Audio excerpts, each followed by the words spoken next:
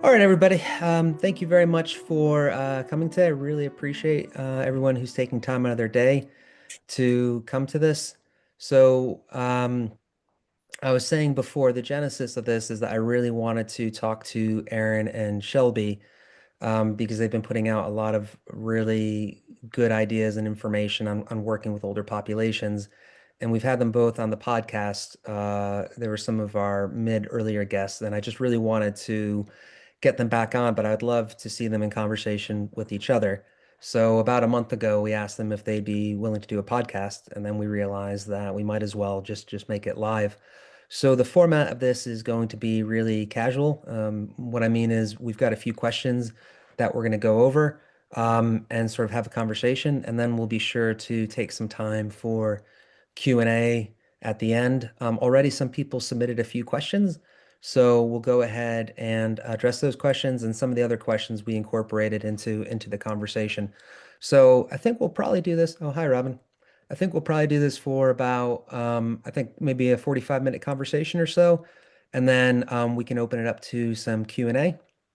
So um, I'll let everyone go ahead and introduce themselves. So our two guests today are Erin Eleuterio and Shelby Copeland. And as I said, they're two people who I've just learned a lot from, and I really respect them just for sort of just the creative way that they think about working with different populations, the way that they incorporate games and exploration, and they're just really great resources in general. So they're two people who I really respect. But I'll give them an opportunity to introduce themselves. So Aaron, could you please go first? Sure. Thanks, Andrew. Yeah, so my name's Erin Eleuterio. I have the Second Act Fit Pros podcast, and it's a community on LinkedIn. And I talk to people that are doing innovative things in getting older adults active. So I've had Andrew and Jill on my podcast. And then myself, I teach to older adults at senior living communities and at a senior center and incorporating different movement skills, taking inspiration from parkour, and working primarily all with older adults, a lot with people in that frail condition. Great. And Shelby? Hi, who are you? Hi, everyone. I'm Shelby Copeland. I'm in Madison, Wisconsin, and I own a small business called Force of Nature Movement. Most of my classes are outdoors. I teach an age range from 0 to 86. I work with a broad range of ages, but the classes that I teach with older adults are mostly using parkour as a modality. So I teach a class called Parkour for Seniors, and that's through our community recreation department here in Madison. So super excited to be here today and to learn and hear from everyone who's here today. Great. And then yeah, for myself, I'm Andrew. I'm one of the co-founders at WildStrong and Nature Moves. And essentially what we are is we're a group that tries to give other people the skills to run their own movement communities, outside social movement that really focuses on practical and task-based training, which is just a way of saying just interacting with the environment rather than spending too much time in the gym. So we've got a series of questions, and I'm going to go off script right away. I'm gonna completely ignore the first question just because, based on your introduction, Shelby, and then also Aaron, both of you have experience teaching parkour, using parkour as a modality with older populations. And for anyone who doesn't know your work, their eyes might sort of perk up a little bit because they might think that parkour means having older adults jumping off buildings and doing things like that. But actually, I think the philosophy of parkour is really perfect for the needs of everybody, in some ways, especially older adults. So, Shelby, could you just talk a little bit about, why you use parkour and maybe give some examples of how you use parkour so people can get an idea of what you do? And then, Aaron, you can feel free to come in and add to what Shelby's saying. Yeah, I was drawn initially to parkour for older adults because it's non-competitive, it's creative, it's playful, and it's challenging. It also is a movement art that is just inherently adaptive and has a lot of options. So we could be doing two similar options of like the same challenge, and we're both doing parkour. So it's inherently scalable and adaptive, and it is also something you can do in any environment. So I tend to use playgrounds and parks as the locations where we teach, but Erin does parkour classes at the senior center indoors, and so it's again, it's just so scalable and so kind of minimal with what you need as far as equipment and setup. And also it's just really fun and playful. And like the juxtaposition of like older adults doing parkour is really appealing and really interesting. Um, I don't know if that answers your question. I guess for Oh, me, I was drawn to just how it was like so much of an outlier with anything yes. I had seen. And it's very inclusive and doesn't require a lot of specialty equipment. So those are the things that I was drawn Yeah. to. What you mentioned about the idea of adaptability and options is something that's really jumped out to me as well. It almost sort of inverts a lot of the assumptions of how we work with people because you give them options for how to solve movement problems, which I think as you work with older populations becomes more and more relevant. Erin, anything you want to say about that?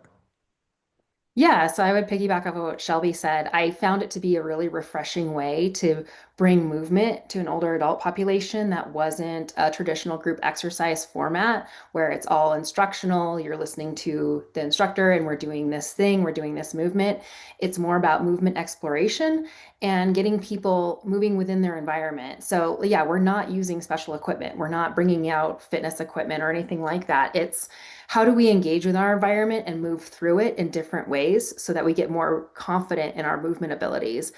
That was really refreshing to me, and it brings in movement that they're missing out on a lot of times, and just trying to get them that awareness of their environment and the different ways we can move through it. And I think that that's missing. Sometimes we go straight to like loading them and lifting weights, which is great, but like we need to get people comfortable with their spatial awareness and that and what their body is doing. And I found this was a really fun way of doing it that really broke out of the mold of traditional group exercise. Yeah, it's really interesting. It's one of the things that took me a while to figure out because my background is in strength and conditioning, where so often the answer always seems to be increasing load, making things heavier, and that is the only challenge that we add on. And it took me 15 years to realize that that's just a very narrow way of expanding challenges and inviting people to engage with the environment. And it's interesting now the more I work in a sort of explorative, I'm not going to say that we do parkour, but maybe a parkour inspired sort of space, the less and less I worry about external loading, and the more and more I think I just try to give nice variability of experiences. All right, well that's a good start because I thought that was good background just so people know where you are. So I'll go ahead and I'll start with the questions. So the first one is, and this is for both of you, but I'll start off with Aaron first, and then Shelby, you can jump in. When you first started working with older adults, what were some of your assumptions? And then have these assumptions changed or have they evolved? And then also, were there any interesting epiphanies or aha moments that you had? So, Aaron, can you go first? Yeah, so when I first started working with older adults, I was exposed to this program called Silver Sneakers out here in the States. And that is a program that's available to people with certain health plans, older adults with certain health plans. And it's a group exercise class, and it's mostly chair-based. And, they use a ball, a band, and light weights, and it's mostly seated. And that's what I felt like all exercise classes for older adults should look like or needs to look like. And that's the only exposure I got to, anything that was being delivered to that population. So that's kind of what I went off of. And these assumptions really changed as I saw, I live in Colorado, which is a very active state. And you see that it wasn't challenging people enough. It wasn't giving them appropriate challenge. And a lot of people felt like they didn't need to be in a chair and they wanted to be standing and they were doing other classes. So I think that the program has changed as we have like such a huge variability of ability levels as people get older. So I think that the biggest epiphany I've had is just how diverse we need to make our programs and physical activity options for the older adult population and not make assumptions. on their abilities and give them a variety because everybody's going to have their own entry point. It's not always going to be silver sneakers type of class, and that could be totally suitable for some people and fantastic. But we really need to see where all people and ability levels are at and how do we make something inviting for them that's also fun.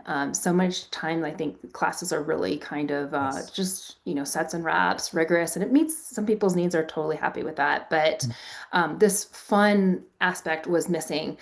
So I think that that's the thing that I've seen most is just offering a wide variety of physical activities for the population and making sure that it's fun.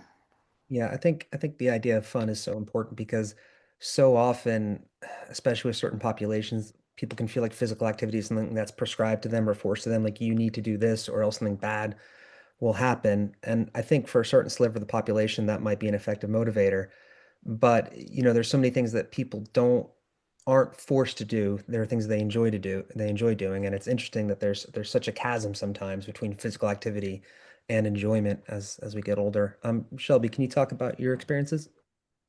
Yeah, so I came into the fitness world recently. I'm pretty new to the profession. I switched careers after having children. So for me, I started a lot with like shadowing mentors and shadowing other teachers. And I found that when I was observing classes, I just felt so like scared, like, oh, someone's gonna get hurt, or like Mm. like, is this too much of what we're asking? And also, a lot of the folks I worked with are like physical therapists, occupational therapists, so they're highly qualified to work with folks with hip replacements, knee replacements, like people who experience vertigo. And I'm like, I don't have those experiences. Like, so I think my assumption was frailty Mm. or that these things were insurmountable challenges. But then as I started gaining more teaching experience, working with more people, I realized kind of what Erin is saying, like there's such a spectrum of folks. And a lot of my assumptions were challenged, blown out of the water, not even assuming the the wisdom of people to make their own decisions, their own Yes. modifications, their own advocacy for themselves, like what they need, what kind of support they need. I think I just assumed I had to have all the knowledge and that I couldn't turn to the wisdom of the group to outsource that knowledge. I'm like, man, we have these wonderful folks here who have way more life experience than me. Like, let's ask them. So I have found that kind of creating a community of wisdom has you know, gone along with the amazing teachers I have the privilege of teaching with, but it's like we're doing it together and we're learning together. So I think I assumed frailty. That was very much challenged. I also assumed that I had to provide all the support, and that was very much challenged. And yeah, and I think I also assumed people didn't want to be challenged, and that was also wrong. So yeah. The phrase you use, community of wisdom, I think is really beautiful. And it's one of the things I find over and over and over again that if you present a challenge to a group and then you give them the opportunity to talk about it and talk about how they might solve it, it's just always really amazing. We did an activity last week of just getting up and down from the ground, and we had a spread of people about 85 to about 75 or so. And it was just so interesting to see them working with each other and talking about how on some days they get up this way, on some days they get down on the ground this way, depending on how their knees feel or their hips feel. It was just really interesting to see people share and then come up with solutions to the problems. One of the things that I think, both of you sort of touched on that I've kind of noticed as well when we think about this idea of risk and the assumptions about how we work with older populations. There's often this mismatch between institutional needs and participant needs. And what I mean is, I think we see a lot of older adult classes do take the form of chair yoga and things like that. I think probably because of fear of liability, or fear of pushing people too hard and trying to just serve, I guess, the lowest common denominator. And you both have, you know, showed that actually we do need this sort of variety that really taps into the needs of the people. And I think that idea of challenge is so important as well, finding that right challenge so people can really feel like they're growing and learning and developing their own agency instead of just having these sort of cookie cutter repetitions sort of imposed upon them. Um, So the next thing I want to talk about is just your process for thinking about or designing a session or activity. Because I think a lot of what you do is often quite exploratory and creative. It means that you're not just starting saying, "Oh, well, I want to increase tricep strength because that might help people pushing themselves off the ground. So we'll do, 3 by 10 sets of some sort of scaled tricep exercise." I get the impression that both of you probably come at them from different angles. So when we're working the Nature Moves courses, we sort of think about whatever it is that the task that we want our participants to engage in, and then we start thinking about how we can layer in different challenges. So, what's the most basic version of that task, whether it's picking something up or balancing on one leg, and then how can we start layering in challenges and interesting ways to sort of embed it in real life situations. But I'm always curious to see how both of you handle that. So I guess Shelby, I'll start off with you. Could you just kind of walk through some of the ideas of how you come up with a class or a session, and or how you might modify them over time? Yeah. So I think that because in our class, we tend to work with people who are returning students. We often have the same folks over and over and over, and this has been the case for years. So a lot of folks are quite advanced and quite familiar with the skills that we've been covering. But we also have total beginners that are joining the class as well.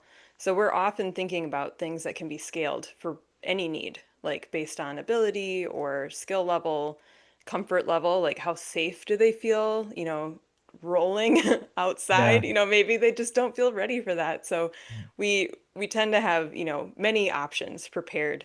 But as far as like a class structure, we kind of tend to start with a very robust warm up and then have a game that engages the mind. So either you knock up against frustration right Yeah. away, or having to make creative choices, or work together as a group. So some kind of like group-minded, engaging game or activity. And then we go into skills, and most of our skills just tend to be based around fall resiliency and fall Mhm. prevention. It just kind of seems like that is often the skills that folks want to focus on. So that will be rolling, upper body strength, like pushing, vaulting. We also do a lot of what we call prep, which is, conditioning. Yeah. So like kind of just breaking down parts of a skill that we're working towards. And that's kind of our strength and skill section. And then we end our class with what we call a line. And in parkour, a line is a movement sequence. So we Mhm. create, basically an obstacle course or like kind of a more complex movement environment for the whole group to participate in. And then we cool down. So that's kind of how we structure our class. But as far as the skills and the like kind of the strength pieces that we're working on, it tends to be around these like fall resiliency Mhm. movements. But they are so expansive in what they can Yes. be applied to. That's what I found as well. Like the idea of falling is, it's a complex topic. And I think we've even talked about this before, but the difference between falling and having a fall and the implications of, the intersection of who's falling in what environment, in what context, because I fall 2 or 3 times a day. We did Jill and I did a photo shoot the other day, and I think the photographer was actually surprised at just how many times I ended up falling off a wall or just doing basic things. But for me, it wasn't a huge issue. So, all right, Erin, how do you look at these? How do you look at planning and designing activities? Yeah, I think a lot of it, and I'm going to speak more to teaching at a senior living community where a lot of these people are in assisted living. I Mhm. think of like how we can bring in movements that they're not getting in day-to-day life. And there's a lot of them because I just feel like there's an under movement Mhm. aspect of working with people in assisted living. And so how do we infuse that into our warm up? And a lot of it's like I do a lot of like head turning, but how do we do it that's not instructional? So it's like there's a visual component. Like you need to find there's 4 words in this on the walls, and you need to find all 4 words from where you're standing, which means that they have to be turning their head in all directions. So getting like head turning, getting them to flex their feet, and I totally stole this one from Shelby, but like they're popping bubbles, so they're stepping with their toes up and then they're coming down, so they're getting that foot flexion. Um, taking larger steps and making that part of the obstacle course where they need to cross the river and using tape and then crossing at the widest part that they think they can cross at. So they're getting this meaningful movement in, but you're not telling them take Yeah. bigger steps. You're not telling them turn your head. It's just part of what we're doing and it's part of the task. And then similar to Shelby, it's also looking at movement skills that we can bring in. And the ones I come back to a lot of times are crawling. Like how do we use our upper body and our hands to make us more stable? And I call it critter mode. So we're using all four limbs. Yeah. And how do we explore our environment in critter mode? And then over under, like how do we step over things, how do we go under things, what do we need to do with our body, are there other ways we can move under objects, which a lot of times means that they're going to start hinging at their hips and they're going to start bending their knees. And and I know, Andrew, you talked about this when we spoke. They're doing these meaningful things, but they're coming up with those solutions on their own, and you're just giving them that task. And then seeing how we can infuse that into like more of an obstacle course, so that they're crawling with their hands on arms of chairs, and we're talking why that makes them more stable, and moving laterally, all these things that they need to do in day-to-day life, but it's part of a course, so it's trying to make it more fun, and finding ways that we can make interactive games so people are working together. I've had people, one person's in front, one person's behind, and they're seated, but they're picking up a ball from the floor and they're handing it back to the person behind them. So now they're getting this looking back, reaching back, something that they don't typically do. And then the other person is passing it, underneath their chair. Now they have to hinge in their chair. So finding ways that these movements will come about within a game, within a course. And like I said, like their bodies will solve those problems. They have the movement for it, but it's just tapping into it in a different way that's not instructional, and bringing that into the class and seeing what movements they're. I feel like their bodies are starved for or aren't getting just in their day-to-day activities. It's a lot of good things came up in both your answers, and I was just writing down some notes. I mean, one of the things that I think would be worth interrogating is the idea of non-instructional, and task design, because I think that's really important to what we all do. But what I want to talk about for this next one is some of these words that you are both using. You're talking about this idea of co-creation or designing your own challenges or finding challenges that work well for you. And then I'm thinking about interaction, solving problems together. So these were just some of the phrases I wrote down, which kind of segues into the next question I want to ask, which is what role does social time or intentionality have a specific thing about social connections in your class planning? And are there any sort of social dynamics that you try to design or you try to work in? Because I think both of you talked about the importance of that, especially because this is a group setting. So I guess Erin, I'll go back to you again. Can you just talk about how you think about social dynamics or ideas of co-creation or how we can use the participants in the class as resources for each other? Yeah, I think first is just creating space for a time for people to talk, coming in early, late, staying after class. And if I find that conversation is naturally coming up in class, like something happens and somebody says, "Oh, that reminds me of a time when," and like let them just run with it. Let them tell their story. It doesn't have to be this rigid class structure, but just having that flexibility of letting them talk, letting them tell their stories. And I think this can also be, for me, it happens before class, which is I go to people's rooms at the senior living community and I knock on doors and I invite them to class. And I think that that's where it can really start, where it's not just like, hey, there's this thing on the schedule that you should go to, but you're getting to know the participants that are coming into class. Like I'm talking with them, I'm seeing how they're feeling, I'm inviting new residents into class. So it's just that personal piece that you're like truly invested in who they are as individuals. It's not just like, hey, I'm just going to show up at this class and see who comes and teach. So I think it starts with us as leaders, is really just taking care of like who's in our class and being really interested in who they are as people.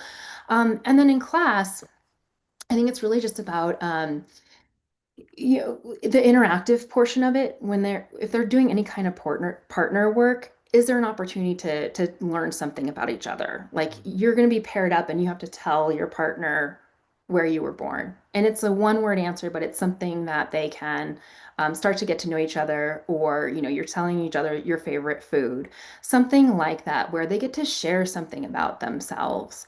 And then also, if you have a partner that you don't know their name, like learn their name. And we've done passing work as a warm up where people learning each other's names.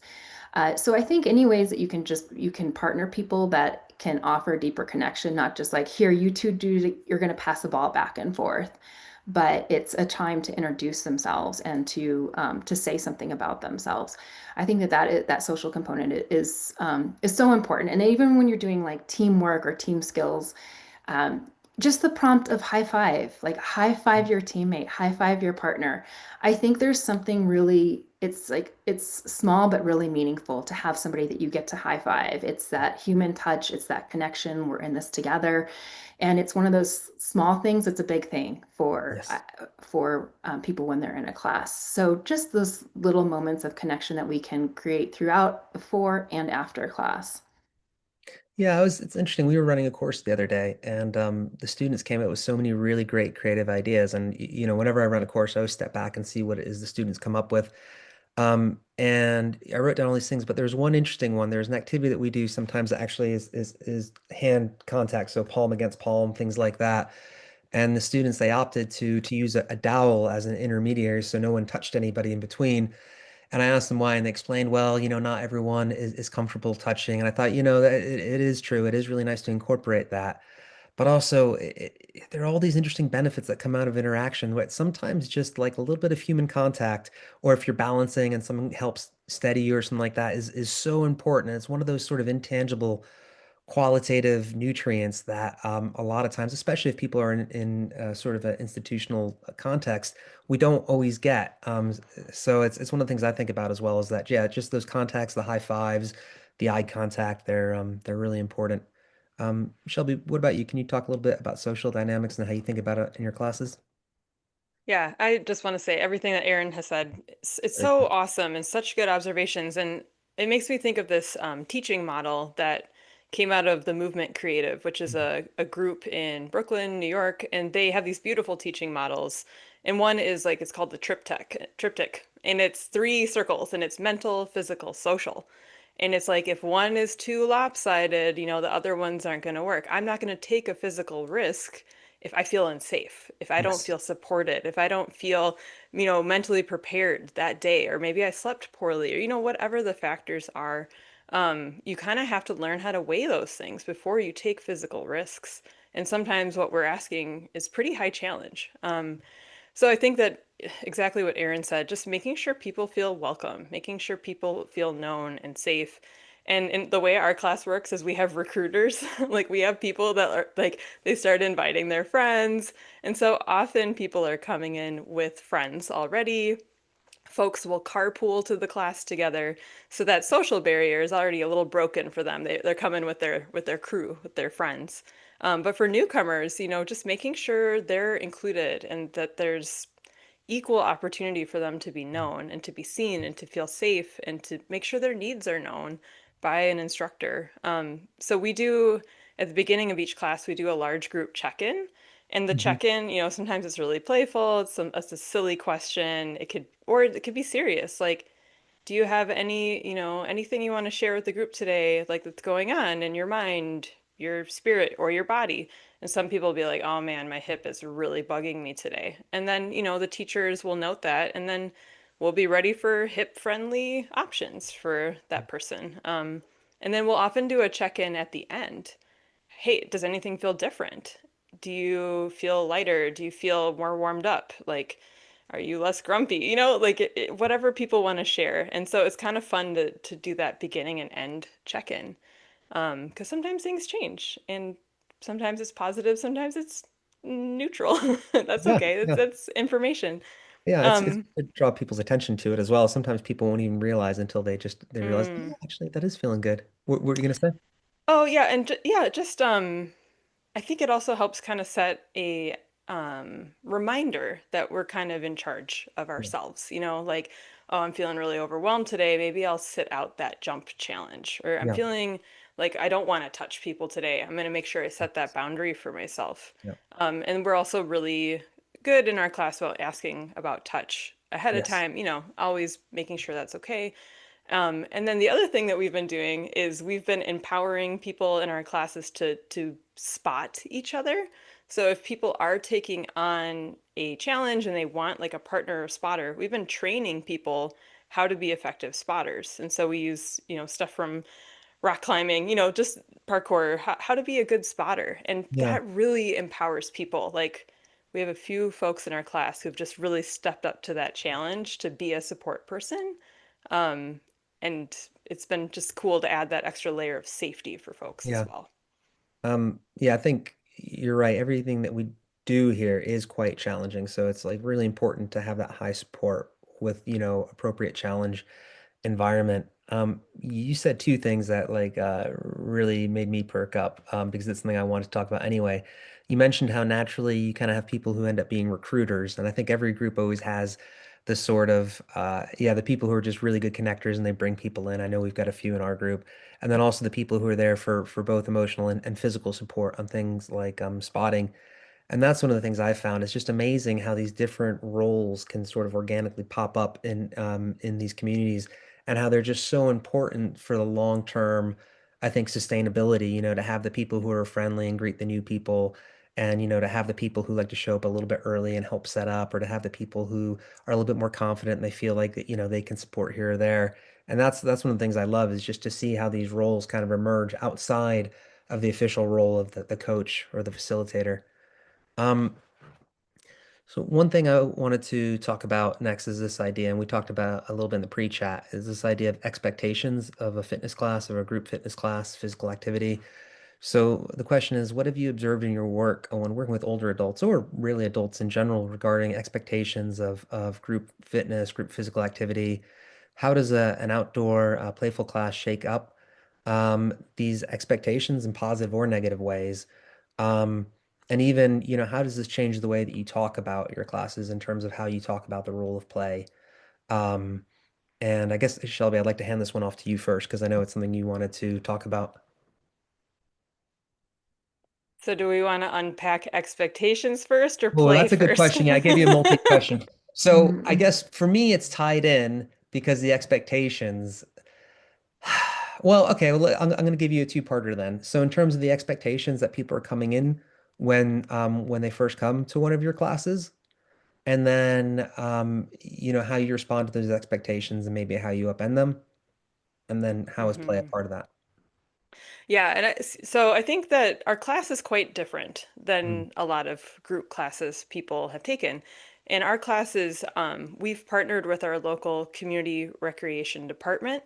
So we're in the catalog right along with like chair yoga, we're in the same group. And so I think because we have the trust of the umbrella organization that we're under, folks are more willing to like try something mm, new because they trust the organization. They trust their classes are excellent. So I think people will come in and be like, okay, I trust this. This is through my organization that I'm familiar with. But then it can be a little overwhelming for folks. It's a little bit more open-ended. The classes may be a little bit more challenging or a little bit more, play uh, focused than other classes. And so I've seen some folks initially struggle with like, how do I engage with this? Like, I just want to turn my brain off and mm, do the moves that someone tells me. And now the person's telling me to do the moves that I want to do. I don't know what I want to do. So I think people struggle with that like decision making, and it's just simply because they just haven't encountered that in a group fitness setting before. But I find that people quickly adapt and kind of overcome that challenge, and especially with peer support, if they, can kind of look around and be like, "What are we doing?" And kind of get some support and some safety from friends.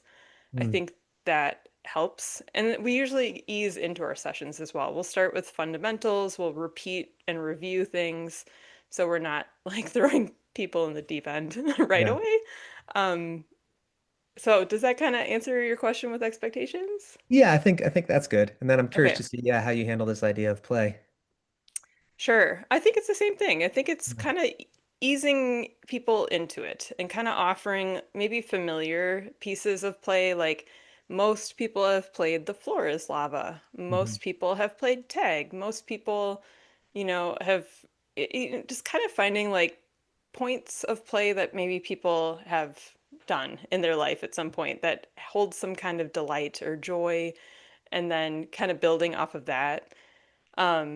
And I think play is kind of like a skill that we can exercise and practice. Yes. And so I think the more practice we have at it, the more it flows more freely after we work on it a little bit.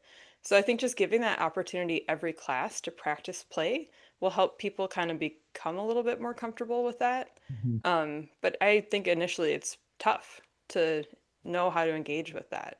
Yeah. Do you find that people are ever put off from the idea of joining a class that sort of leads with play? And I was wondering how you might address that because I know it's one of the things we found that if we lead too much with this idea of play, I think people shy away or they don't want to engage with it. Yeah, And so it's a oh, balance, yeah. yeah, I have a class called Adult Recess, and it is all play-based. Like that is what the name of the class is. And absolutely, I feel like there are folks who are like, it's Saturday morning, I gotta go, run real hard and like do soccer or Yeah. like do my sport. And it's a little bit too like woo, like open for some people. But there's some people who maybe they don't have a sport they engage with, or they like hate fitness in a gym setting and they're like, this Mm. is perfect for me. So I think just giving people an option, it's for someone. I think it's for everyone personally, but Yeah. I think some people are going to be more drawn to that than others. Yeah, I agree. Erin, what are your thoughts on that in terms of people's expectations and also balancing out people's idea of play and how people react to play as adults? Yeah, I think expectations are, it really varies on where you're bringing this class and session into. So I teach a class at a senior center, and it's very much a traditional group exercise class. And that's what they like, that's what they expect, that's what they want. They want to follow the leader, and we're doing our weight training, and that's their expectation, and that's fine. I get it because I came from that world. But when it comes to the senior living community, it's more about how are we engaging people in a movement class, and how am I recruiting them for a movement class? Because I don't want to expect that people are just going to show up because on the schedule it says there's an exercise class or whatever you want to name it. We've named it peak stability and different names, but it's knocking on people's doors. Hey, do you want to come move with us? We're doing a movement session, and not calling it exercise, not calling it an exercise class, but changing the wording and how I describe it to people, so that it sets their expectations that it's not exercise, because I think everybody has their own relationship to that word exercise, and there may be their own expectations on what exercise means. So I think simply calling it an exercise class, you don't know what people are going to be coming into that class with and what expectations those may be. And it turns a lot of people off. They don't want to go to an exercise class. And I get it. For my classes at the senior living community, it really is about like, we're here to move and we're going to play games. And sometimes like adding that little game component, like we're here to play, but we have play games. Like games sounds like it's a little more intentional. Like we're doing this thing together. And because play seems super open-ended, that could mean anything. And we're not used to using that a word with adults, especially older adults, like, hey, we're coming to play. So really in showing them games. And so my classes at the senior living community, we use the hallways, we use different areas. And so people get to see what we do in class. And I had once where this lady walked by class and she said, I thought this was an exercise class, but you all are just playing games. And then she ended up walking into class and playing with us because her Yeah. expectation was that we were just going to be, sitting in chairs, maybe lifting dumbbells. But we were working on the balance trainers, we were throwing bean bags, and then she came into class. So I think when sometimes they have to see it in action to know what they're getting into before they just show up for a class. So as much as we can show, the better, because I think it takes a lot of courage to come to a class, and we need to honor that and understand that there could be some hesitancy there. And but if we set the proper expectations, it kind of lowers that anxiety that they might be feeling coming into class. Um, So that's Yeah, what I that, think about as far as expectations go. yeah. It makes a lot of sense, and I think that when you were telling the story about the woman who said, I thought it was an exercise class, but you guys are just playing games. I don't know how it was going to end, if she was going to walk away being uninterested, or if she was going to join in. And yeah, you're right. It's 50-50 in that a lot of people will avoid anything that has the word exercise in it, or fitness. There's a certain percentage of the population who's going to be turned off by that. And then obviously on the other side, there's a certain percentage of the population who's going to be initially perhaps put off by the idea of play. But then it is funny if you can sort of sneak it in. Sometimes I've noticed that, like, if I lead with the idea of playing games, people don't want to participate. But if we sort of do a few movements that they expect, and then all of a sudden we sneak in some playing games, then you can sort of see that delight and everything emerge. I wanted to get Q&A in, so we only have about 4 or 5 minutes left, and I'm looking at the questions, and we have a few that are really talking about working outside of institutions, or starting new communities, or breaking out of gyms. So I'm looking at questions on the sheet. I'm looking at questions 7, 9, and 10. So I'm gonna read them all out, and then I'll combine them into a succinct question for us to finish off on. So question 7 was, how do we get more communities doing this work? Is it possible to create ground up communities outside of institutions? Question 9 is, how do we break out of gyms and traditional fitness group spaces? Do we need to, or is it important to keep some of that? And then tied into that is, what do you wish more practitioners, thought about with this? So the question I'll finish off with before we go into group Q&A is, how, yeah, really, how can we just expand this idea of giving people opportunities to move outside of traditional classes in a gym setting? Because it's one of the things that Jill and I think about a lot, is how can, I'm always afraid to overuse the word empower, but how can we sort of empower communities and give them a sense that this is something they can start, that they don't necessarily need credentials, or official expertise to engage in, because it is so wrapped into cultural expectations, confidence, and I think sometimes it's hard to ask to people to put themselves in this position. So, Erin, I'll start with you. How is it that we can sort of give people more opportunities to feel like they can lead movement, or that they can start their own community, so people have opportunities to move? Mhm. I think it's really identifying those leaders in our own classes. Like Shelby was Mhm. saying, she has people that are naturally recruiting without any prompting. And those people to me are natural leaders, and those people are natural community builders. And I think, again, it comes back to that personal invitation. Like, how can we empower them to be a part of this? And maybe it's they are our assistants in classes, and we can talk to them about how they could be their own leaders, and giving them that courage to start something, because you don't have to be a fitness professional. You don't have to have these credentials. I found that people want to move. They just want to find people to move with, and they want to hike. They don't want to hike alone. And so I think it's identifying those natural leaders and those community builders. I know Shelby said she doesn't have a fitness background, and I don't think that's ever required. It's a requirement to want to help people move better, Right. and really have an investment in other people. That's what's required to lead. So I think finding those natural leaders and recruiting them. And then, as far as breaking out of traditional group spaces, it's sometimes it starts with the natural leaders. Like, if my activities always start inside, like my people started inside, and they didn't self-select to go outside. I said, we're taking class outside. Like, it's nice out. We're taking class outside. So if you want to come to class, this class that now you've had built friendships in, you have trust in me as your leader, and you know what you're going to get in class. If we're going to continue that, we're going to be outside. So people came, but I don't think I could have started classes outside. That was not an embrace thing. They wanted to be in that controlled environment. They know the temperature of the environment. They know there's chairs, there's railings. It felt safe for them. So I started there. I had to, and then inviting them to come outside. Um, so it's again comes back to like meeting people where they're at, and that's really kind of what I found, works best for the population that I've been working Yeah. with. Yeah, that makes a lot of sense. I think you're right. I've had a similar experience with people who sort of not even self-identify, but sort of, it's revealed that they want to help people, that they want to form communities, that just sort of naturally you just see them helping. Those are the people that I often find. It's not always who you expect, it's not always like the fittest people or whatever. It's the people, you're right, who just kind of have that desire to help out and just create community. What about you, Shelby? What have you kind of learned?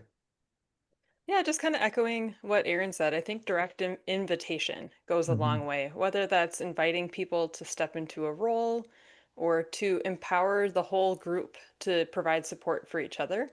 I think just being really clear with inviting, ways people can engage, I think is really helpful. And then with our group, we have a lot, we have quite a large teaching staff. We have two teachers during our class and at least one volunteer. And then Oh, we often have like observers or other volunteers kind of cycling through because we've opened up like this option for people in physical therapy programs, occupational therapy programs to come and observe. And really, the support they end up providing is relational, just talking to people, getting to know people, like just.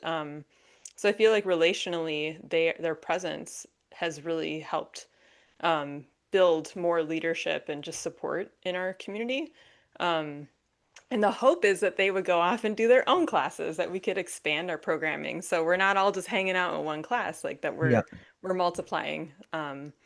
So that's what we're working on is growing more leaders. And again, it doesn't have to be people with a fitness background. It could be people in class. It could be students, community members, people who just want to uh, do more movement outside with friends. That's great. I think that's a good place to end with the questions. In the future, maybe I could get you back on another podcast because I want to hear more about the people observing your classes and working with different groups. That sounds really, really interesting to have the observers. But we'll switch over because I ran a few minutes over, so I wanted to open it up to group Q&A. Jill, do you want to take over for Q&A, or should we get a second Sure. to I talk think about current projects? I'm just gonna, yeah, we'll sign off with the current projects and then we'll open it and then yeah, let's do Q&A first quickly. We've got some good questions in the chat and then I've got a few that people sent us beforehand from Charlie about, we talked about a lot about parkour. Can we share kinds of examples so you can visualize? Yeah, we'll put lots of links after the call with the recording as well, so you can kind of see. There's also a really good link to some of the stuff that Erin and Shelby run and some of the nature move stuff. So it should be a bit easier to understand. I appreciate that the kind of audible format is difficult Mhm. Yeah. to visualize. From Can I David. can I Oh, jump in on sorry. that? Yeah, sure. And then please, Shelby and Aaron, jump in as well. I mean, without putting words in your mouth, I find that parkour is a really expansive concept in that it's solving movement challenges. So a lot of, the activities that we do that I might say kind of fall under the umbrella of parkour is anytime we do a floor is lava, or anytime we ask people to come up with a way to get over something, under something, around something from A to B. It's just really focusing on getting the task, completing the task or the challenge, rather than having some sort of internal rules-based focus. So, for our nature moves classes, I personally I never assign sets and reps. We just assign different challenges and then layer in other ways to create the challenge, whether it's by making you know, building up confidence by making moves that feel a little bit scarier for people, or increasing the urgency by adding in competition, or increasing the distance on things. So for me, that kind of falls under the way that I think about parkour, but I think I'm quite loose with my definition. I don't know if Shelby or Aaron want to jump in on that. Yeah, I think I would agree. It's very broad. Um, we made these little cards. What is, oh, it's not going to pick up on my camera. It says, what is parkour? And we just print a bunch and give them to people in our class so they Yeah. can just hand them to people. If they're like walking on a curb and someone's like, what are you doing? And they're like, it's parkour. And they can just hand them a little card. But it just says parkour is simply human movement. It's using your body to move through a space. And then it gives a little bit of the history and some phrases. But that really is all it is. So, Yeah. yeah. Yeah, it's as you said, it scales so well in multiple directions. Mhm. Did you want to say anything, Aaron, or Yeah. okay? No, yeah, I would just echo that. It's like learning how to move around our space. It's locomotion and all the different ways that we can do that. And it's exploratory. It's really explorative. So yeah, it's what we do every day that we don't know about. And I always say kids are natural Yeah, uh, parkour people, just in the way that you see them engage with their environment. I see Jill's run off in a way that makes me think that she's responding to a kid. So I'll pick up on some of the questions until she comes back. Um, so some of the questions. Actually, here's a really good one. One of the questions I see here that was submitted ahead of time is what are the barriers to bringing movement classes to care homes that aren't just chair-based? So again, acknowledging that chair-based can be really appropriate for certain segments. How, if someone is working in a care home environment in a senior living, um, how did you sort of expand what you offered in that setting, Aaron? I was lucky enough to have an activities coordinator at the senior living community that had a background in exercise, but she also really understood the challenge that people needed to be challenged. And she was open to having new and different classes, and she was teaching classes herself. And she fully understood that we need to get people out of chairs. So I was lucky enough to have somebody at the place that I was at. But I will tell you, like I have, you know, wanted to offer my services and classes to other senior living communities, and I went to one, and their policy around exercise classes was they need to be done in a chair. Hmm. So even people that are moving independently into class need to be in a chair if they're going to do any kind of class. That's not a place that I want to teach at, and I feel, I it's sad that we have people that are, living there and they're not being challenged. So it's finding the right activities coordinators that saw value in it, because they're not all going to embrace it, but you have to be working with people that understand that this population needs something innovative and they do need to be challenged. But it was me approaching the senior living community first. So it was starting that conversation. Shelby, how'd you get the ball rolling and working in your community? Because I know that you've received a lot of community support and different organizations have worked with you. You've also gotten some funding. So how do you make that initial how do you make that initial case, it's just to get people to think about what's possible and what's sort of outside the box? I think that I have the advantage of working in a team, and the reputation of my Mm. team preceded me. So, the physical therapist that I co-teach with, everyone knows her. Like everyone in the wellness community knows her. So when we propose this idea to our community and recreation department, they're like, "Oh yeah, we know Susan. Yeah, let's do it." So I think just networking, having Mm. connections in the community went a long way in this case. But then also like that continues to go forward where then participants are familiar with the recreation department and their amazing reputation. So I think it kind of like stacked on top of relationships. And also just having we have a physical therapist and an occupational therapist on our teaching team, like just knowing that we're not going to just be haphazardly throwing challenges at people. I think that was also a way to kind of move Yeah. this forward as well. Yeah, it's interesting, people this legitimacy and face validity is a big thing, and I think it's nice for people to know that it is anchored in something and it's not just yeah, it's not just asking people to jump off of logs, for no particular reason. Jill, while you're gone, the question we asked is, what are the barriers to bringing movement classes to care homes? Which is one of the questions in the document. I was wondering if you got some more questions from chat. No, I'm just looking down. So there was one from David about how do you adjust the narrative between the medical profession and fitness pros, and can we bridge the gap between what doctors recommend versus what active agers are able to do? Which I think is a good question. And then there's one that kind of comes into that as well, that Emma Anderson was asking about kind of language. What language are you using for the groups, participants, and classes? And is there a particular language that you'd avoid? Gamification is interesting. Having worked with some care providers in the UK, some are very energized by gamification of activities, and others are really put off by it. Yeah. It's kind of a link. Yeah, so I guess there's sort of three questions there. And I think with the language, I'd like to turn it over to Erin in a second. But regarding gamification, one of the things I always like to point out is there's a difference between playful activities and gamification. I think gamification sometimes has a negative connotation because people think of um, manipulative user design in apps and games and things like that. So attaching external rewards and extrinsic value to certain activities, which I think can be good and bad. I think that there are benefits to creating things like streaks and rewards and things like that, but I don't want to conflate that with gameplay and games, which I would say are very different.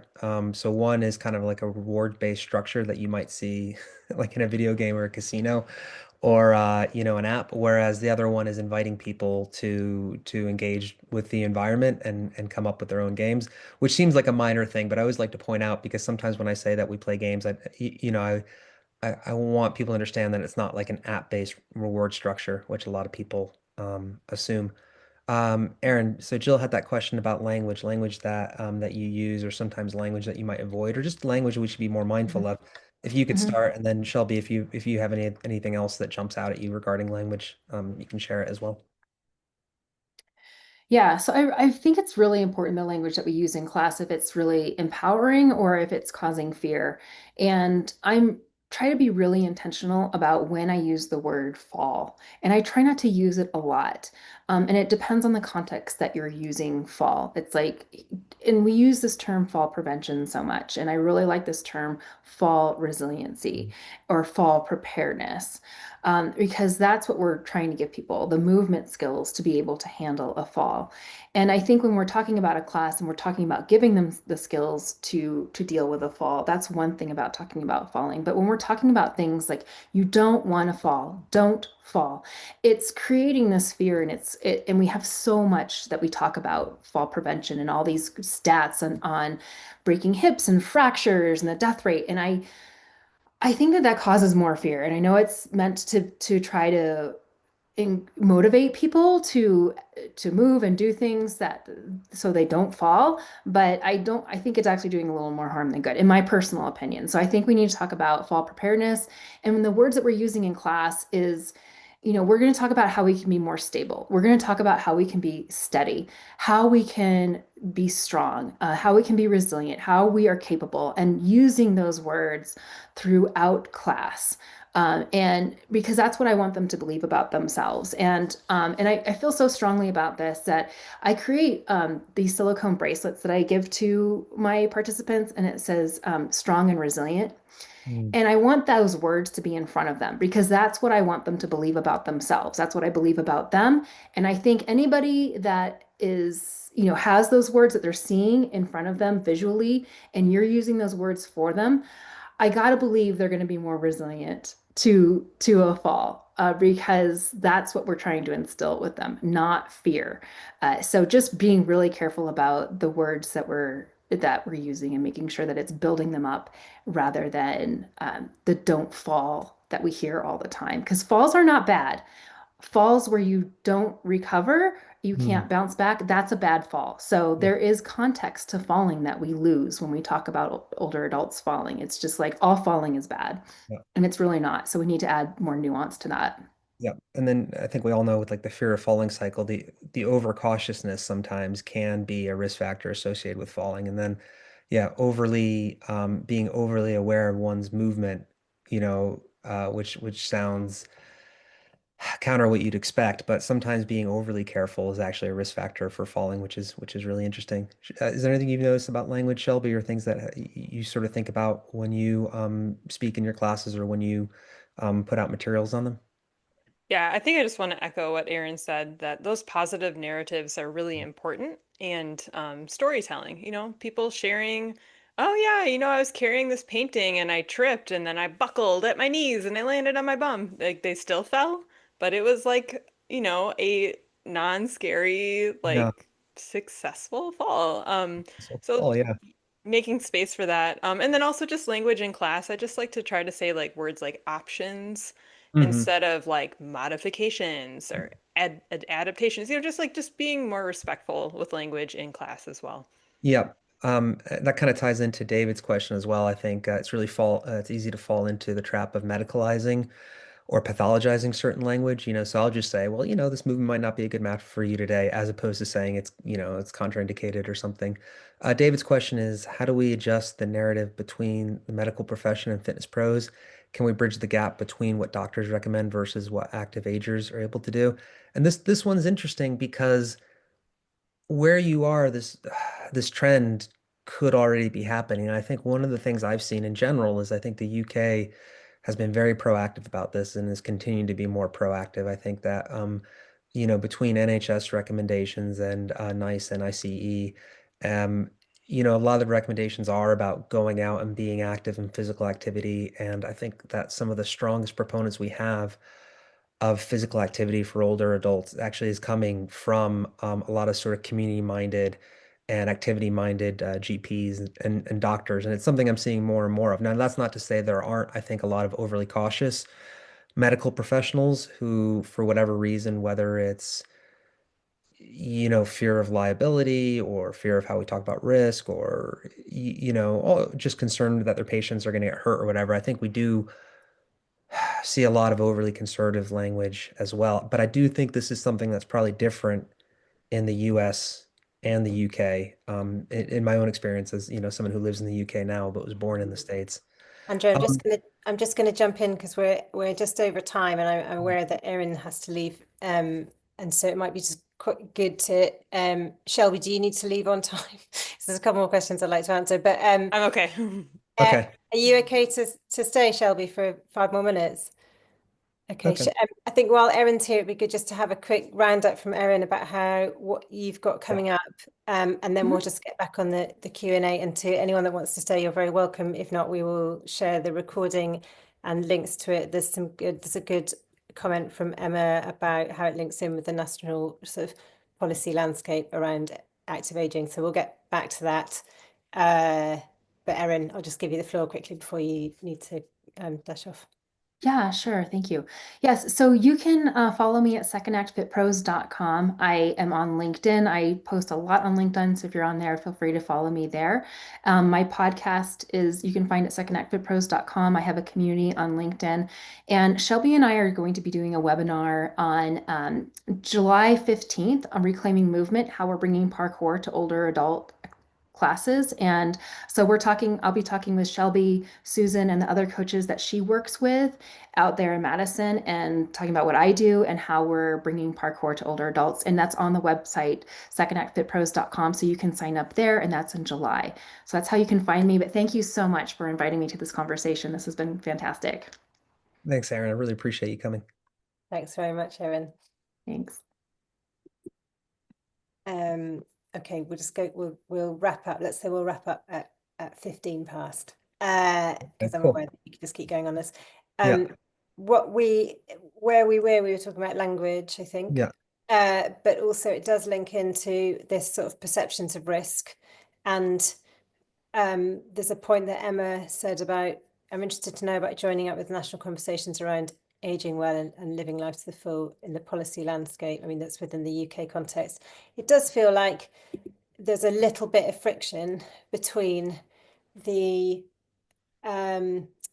GPs and within the NHS, it feels quite progressive. And I know that the increasingly GPs are encouraging sort of more physical activity. There's a shift away from trying to be so risk averse around physical activity because there is benefits to having people out and doing something rather than nothing. But it does feel like there is a sort of tension between traditional fitness teaching and exercise coaching and that narrative. And I guess that's kind of what we've been tussling with at Nature Moves. So maybe it's good Yeah. to sort of talk about that Yeah. framing. I mean, I guess I'll take a stab at it, and then Shelby, feel free to jump in as well, acknowledging that it's different in the UK and the States. Um, People have probably heard me say this before in classes and courses, but certain sciences and social sciences have what's called physics envy, and what I mean is you see like a lot of neoliberal economists will use very fancy charts and graphs and things like that to make their work look more like physics. Even though obviously it's an entirely different thing. It's, you can only model so much. And the reason I'm saying this is because I think one of the trends that I saw a lot in the fitness industry when I was still a part of it is there was this idea of medical practitioner envy. And what I mean is there was a long time when personal trainers and coaches and things like that were really trying to adopt a medicalized language because they thought it lent them legitimacy. And I think that what a lot of people didn't realize is actually that it's really two entirely different ways of looking at this issue. And I think one of the things that we might want to rethink if we're working in the sphere of physical activity is what we're really trying to do is maximize people's options and maximize their opportunities to move and engage with the world around them. Um, and it's one of the reasons why I'm not personally interested in working in gyms specifically, though I know that in certain cases, gyms are probably the best option. Um, but for me, I think, and I've probably been inspired by Cormac Russell on this, that as much as possible, if we can take this idea of health and physical activity and embed it in the community and turn it into a community resource where it's people working together to maximize health, and also just thinking about like, you know, we don't need to worry so much about independence, I think. I mean, independence is important and we want to maintain it for as long as possible. But I also think that focusing only on independence is sometimes the wrong way of looking at it because I think really what we should be looking at is increasing opportunities for mutual aid. And I think that as much as you can, if you can get people moving and working and helping each other, that is going to increase the overall sense of health in a community rather than just focusing on how much people can squat. And I do feel like that narrative is changing. I do feel like a lot of people really see the importance of community support and building a sense of place rather than just focusing on a venue where you go to exercise. So, all right, that was a bit nebulous. So I'll see you, Shelby. Maybe you can bring it back down to earth. Well, the only thing I can do is bring it back down to earth because I have only community level experience. So Yeah. that's just what I'm going to share is like you can do so much at a community level. Like how can you impact your immediate neighborhood, your immediate community, your immediate town? I think just starting there is so impactful and so important. And whether that means like you have an adult play group that meets at a park once a week or multi-generational, like I think that just starting small is okay and it's worthy and yeah. And it also, I think it paints a picture of what's possible. Yeah. I agree. I think starting small is so important. And actually, there's a good question here from Erica, which I'm going to read out loud, but I think it kind of ties into what you were saying as well. So, hi, Erica. Erica asks, any resources you can provide for somebody that would like to start learning adult movements, apply it to family members, no training or medical experience, just a regular person, and that's perfect because I think actually as much as possible, if people feel like they can just move with someone else, move with a family member, move with some neighbors, and just get people out and moving, I think that's really going to be the key. Um, to kind of working at like a subsidiary level. And what I mean is, just trying to work in the smallest sort of unit that makes this possible. So I think this is probably a question that everyone can jump in on. And Jill, actually, I think you might be good to answer this one as well. So resources that people should think about just to start getting people moving at some kind of community level. Me. Yeah, you. Yeah, I think I might follow up with that because I think we've got a bench that we could share, not just from our stuff, but from other providers as well. So I think there'll be a whole follow up from this with the replay as well, because actually there's a lot of links. There's a very good webinar that Erin ran for us a few months ago that has some great resources on it as well. Really good place to start thinking about. That also answers a question that came in about how you can start working within care homes within a more risk-averse community. She addresses that directly in the webinar, so I'm going to link to that. Is that okay? I'm Yeah, fobbed off that answer because I'm aware no, there were. that's okay. Well, I'll jump in and then I'll pass it over to Shelby as well because she's got a lot of experience in this, I think. So for me, the biggest factor was getting away from the idea of exercise because when you think about exercise, people naturally think about special exercise movements. They think about squats and deadlifts and doing these sort of movements that at some level, I think are functional, but there are a few levels of abstraction away from interacting with the environment because people say, oh, well, if you learn a barbell squat, that'll help make you better at picking things up and putting things down. And yeah, I mean that is sort of true, but actually, the moment you apply the logic of something like powerlifting or competitive exercise and things like that, then the needs for the movement are much, much different than just getting people to use their bodies in space. So what I mean is most people are naturally going to have a good time solving movement problems as opposed to doing sets and reps. So getting away from the idea of squats, press up, push-ups, and more about just thinking about how you can get over things, how you can get under things, how you can move things from A to B, and how you can interact with people. And these are all the games that people naturally play anyway. One of the things we really found is that in a certain environment, people are going to invent the same games over and over and over again. And games that people usually end up inventing are, some kind of floor is lava, some sort of climbing challenge, some kind of version of tag. If you give people sticks or pool noodles, they start hitting each other. And it sounds silly, but actually, like if you just look at those and find interesting ways to incorporate those into different movements, then it makes it so much easier than trying to design an exercise routine where you have to be the coach and you have to decide what the good form is and you have to help people choose sets and reps. So as much as anything, I'd say focus on developing fun tasks that are fun to do together. And that takes a lot of pressure off the person who's organizing it so that they don't feel like they have to be the center of everything. But I'll pass it over to Shelby because I think you've got a lot of experience here. I think I agree. I think the two things you said that are important are together and fun. And, like there are going to be things, especially with physical therapy, that are not fun.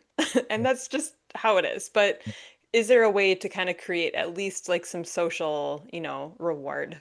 You're like, oh, I'll come over and, we can work on getting up and down out of your chair, and or um, we could bop a balloon around the living room together. And so I think it can be really simple. I think I agree with that. And I think just being together, whether that's just, a family member or you bring like a niece or nephew over and they kind of help seed the play. Like I think that's just like a really Mhm. simple way to start kind of making it appealing for people. Yeah. Actually, you got me thinking about something as well, which is now that it's back in summer in Scotland, we're seeing way more kids come to the classes. So our Monday and Wednesday evening classes, we try to create an environment because we have the space where parents are always allowed to bring their kids around, and there's enough fun stuff in the background so the kids can participate as well. So, we always have bits of wood and rocks and logs and bits of rope and foam swords and everything. And I think it's really helpful for the kids to watch their parents doing things, but not feeling like they need to be there, but also seeing it in the background. And we had a really nice experience last week where our son, who was never really interested in vaulting or anything like that, was teaching one of the other neighborhood kids how to vault. And it was just great, just seeing them in the background, kind of playing around with different movements and things that I'm pretty sure they probably wouldn't have done 6 or 7 months ago had they not see all the adults playing around with it. So I think creating a kind of space where families feel like they can come and you can participate at different levels. So you don't need to force the kids to do what the adults are doing, but give them opportunities as well. And then that takes the pressure off the parents because I think one of the biggest barriers is um, do I need to find childcare if I'm going to engage in physical activity? And that always seems like a missed opportunity. If you're lucky enough to have a space where you can have multi-generational play at different levels and different levels of formality, I think that really is going to help people engage. Any other questions, Jill? Um, no, I think we're done. I was just going to quickly address Hannah's one because she's not here, but she was just talking about finding people that would benefit the most. And this is quite UK specific. She was talking about working with them in PCNs and GP practices, and that it's just very difficult bureaucracy wise. But I'll kind of address that quickly and say that within England anyway, the new health coaches that work along social prescribers and actually seem to have a lot more capacity, and they do seem to be the best way to get in there. And actually within Scotland, we've had quite a lot of success of directly talking to link workers. And what I hadn't realised on a practical level is that most GP surgeries have a coffee time every morning, and you can ask the head of the GP surgery if you can go and have a coffee with the GPs and medical professionals and just chat to them about what you're doing. And actually that made a massive difference for us, because we just had 20 minutes to talk to them about nature moves and that we were providing it down the road, and here are some flyers, could they hand them out? And that made a huge difference, whereas before we were kind of chatting to people really loosely about it, put some posters up, and then yeah, we didn't have, it does make a difference to quite a few people if a GP or a health worker, link worker, wherever you are in the UK, has suggested it, then often people will come, whether that's they come on their own or they come with a friend. I appreciate that we're way over at time. So I'm just going to give Shelby the floor just to say a little bit more about how people can find out about what you're doing, and then we'll wrap up. Yeah, I'm on Instagram. My Instagram and my business is called Force of Nature Movement, so you can follow me there. And then also, Erin and I are working on doing an in-person training here in Madison, Wisconsin in September. So I'll be sharing some more information about that. But that is a parkour-specific training for coaches who work with older adults, and also I think anyone who's a mover, like someone who likes moving would be interested in this training. So I'll be sharing more information about that as we have more information. So, We need to get yeah, both of you over to the UK one year, maybe a summer or two from now when everything's up and running. It'd be great to have you come over here and do the course, because I think there'd be a lot of interest locally. And then, yeah, maybe we could do a co-thing where we we do 2 days of nature moves, and then we do some of the parkour for older adults as well. It'd be interesting to see what the overlaps are. that would be really cool. Yeah. Thanks, Shelby. Thanks so much as always for taking your time. I always appreciate how generous you are with all this kind of stuff. So thank you. And thanks to everybody for joining in. If you've got any more questions, you can just send them our way. And if you got any specific questions for Shelby or Erin, you can find them online, or else just send us an email and we can forward them over to you as well. Thank you very much, guys. We'll follow up probably tomorrow with the recording and with lots and lots of links of resources that have kind of I've been noting them down as we've come through. Thanks so much. Thanks, everybody. Thank you. Bye.